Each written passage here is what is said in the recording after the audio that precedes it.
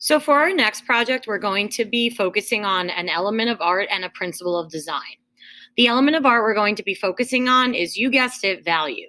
Remember the past few days we've been working on our value scale? Yeah, this is the reason why, is because our big project and our final project of the marking period is going to be focused completely on adding value. Remember, value refers to how light or how dark an object or an area is. We want to show complete value in our next project. We want to show all the light areas and all the dark areas and everything in between. The principle of design we're going to be focusing on is unity, or also known as harmony. Unity ensures that all aspects of the work are working in harmony with one another. It shows unity, obviously. It makes sure that all aspects fit together.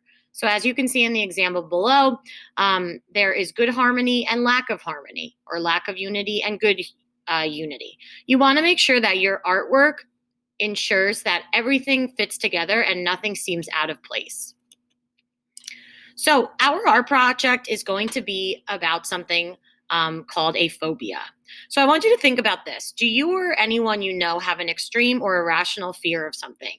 I know for me, I have an extreme and irrational fear of spiders. I really can't stand them. They really freak me out. Even though they're so much smaller than me, the way they move, it just freaks me out. So think about that. It's not a bad thing to have a fear of something. Obviously, if it gets in the way of your life, that would be a little bit detrimental. But do you know anyone, or do you yourself have an irrational fear of something? So if you answered yes to this question, you or a person you know may have some sort of phobia, which, as I said, I do with spiders. Okay. You are probably more aware of well-known phobias such as arachnophobia, which is the fear of spiders like Miss Parlow, or even claustrophobia, which is the fear of enclosed spaces. But did you know that there is essentially a name for almost every and any type of fear? So on Google Classroom, I have a list of all different types of phobias. There are so many, and I didn't list all of them, but I listed a large majority of them that I found on the internet that I felt were appropriate for school. So what you're going to do is you're going to start looking through this phobia list, and you are going to come up with some sort of image or art design that that almost defines your phobia and what that phobia is, just through images. So for my example, I chose radiophobia, which is the fear of radiation or x-rays, okay? And this is a real fear that people have. And so what I decided to do is I wanted to take that phobia and I wanted to transform it into an image or an artwork. So what I decided to do is I thought of a few things that reminded me of x-rays and things like that. And I portrayed the definition of radiophobia within an artwork. So as you can see here, I have a guy who is obviously distraught, very kind of showing like a scared, almost, oh my gosh, face.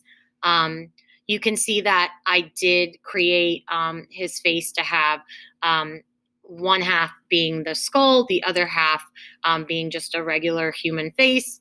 And I did the same thing with his hand. As you can see, everything works together, okay? There is unity within my work. And also there's a lot of different types of value within my work. So what we're going to do is you're going to do something similar. Obviously, yours is not going to look exactly like mine. You are not expected to pick radiophobia either. I would prefer if you actually chose a different phobia, but you are going to design your own image that represents a definition of a phobia. So your first step for this project is you're going to choose a phobia and brainstorm.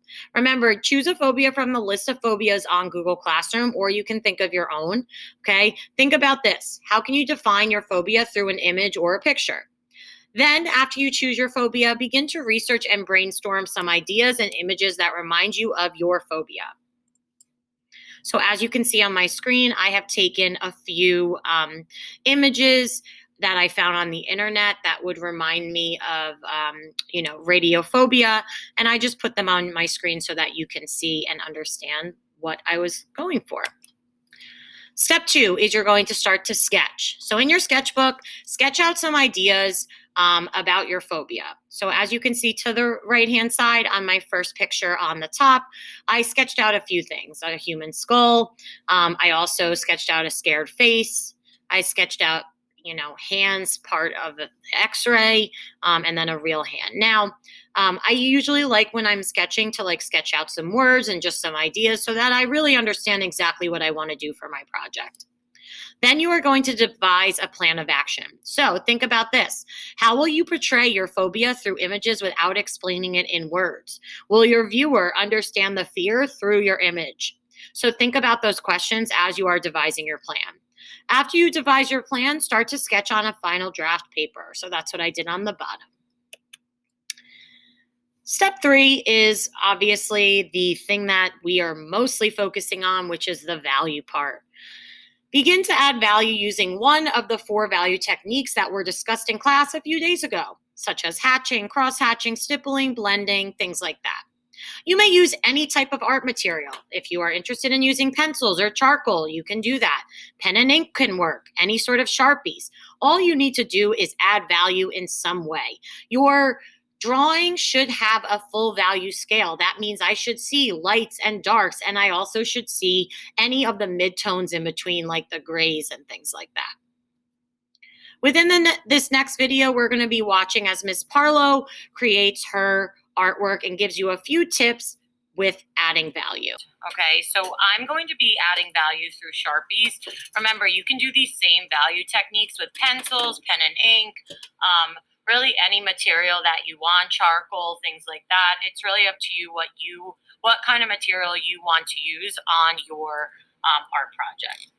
So I'm going to be showing you a bunch of different techniques throughout my phobia paper. Remember, you were supposed to choose a phobia, and now we're going to be adding value to our image. So the first value that I'm going to be kind of showing you is stippling. Okay, as you remember, stippling is when we create dots. Now, when I look at this head of my human, I know that it is a curved image. So obviously, our heads are curved.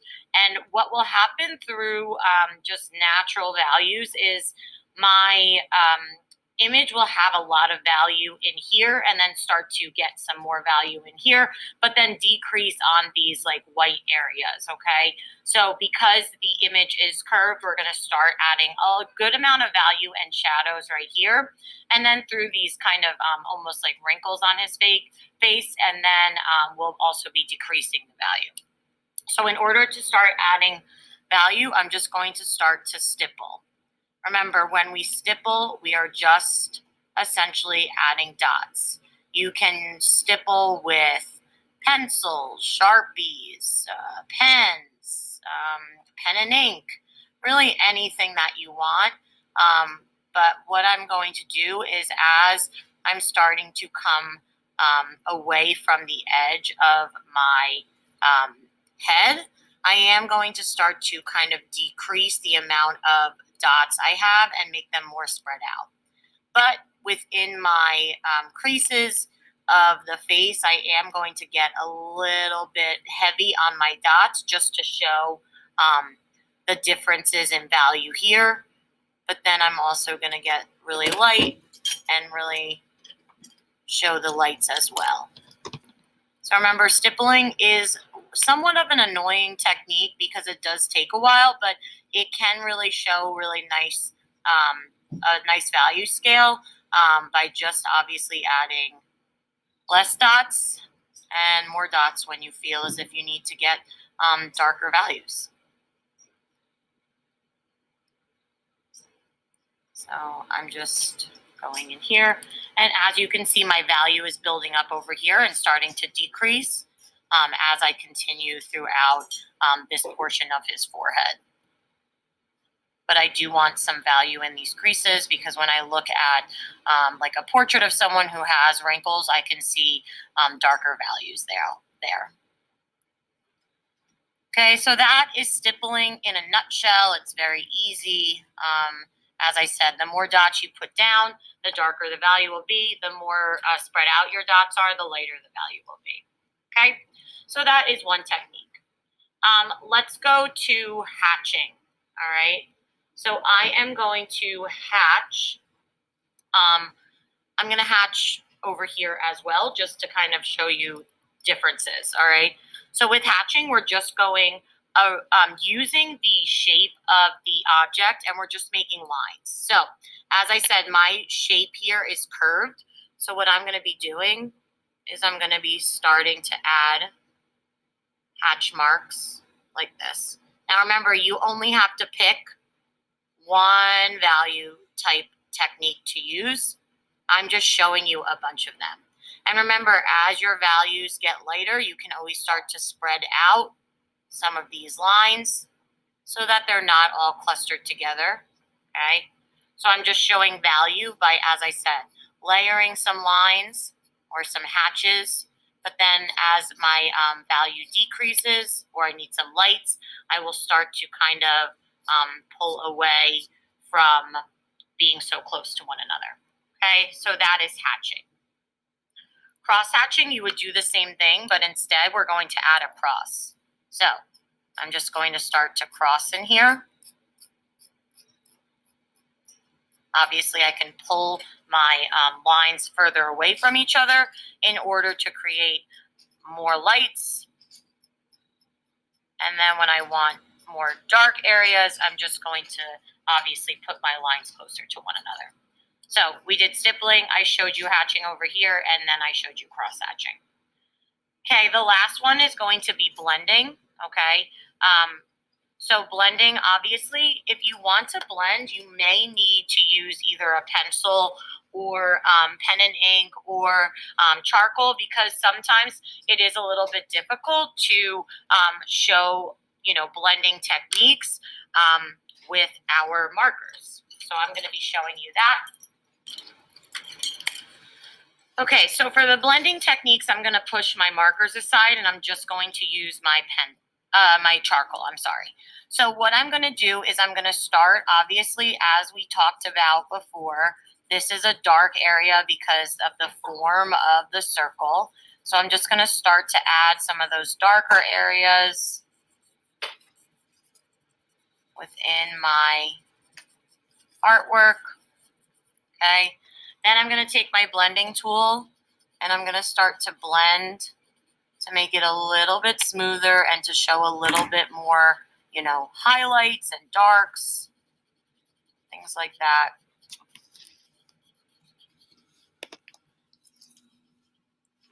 Okay. Remember, you can always use a kneaded eraser or even a regular eraser to kind of pick up some of this charcoal if you are choosing to use charcoal, and to make things a little bit whiter, or lighter, I should say. Okay. I love adding, lots of different values into my artwork. I think it's really nice to show different types of, darks and lights, and it becomes a more dramatic piece when we do add more value. Okay, so I've showed you a bunch of different techniques here. You have to only choose one of them. You could use more than one if you want, and remember, you can use any sort of material that you have at home.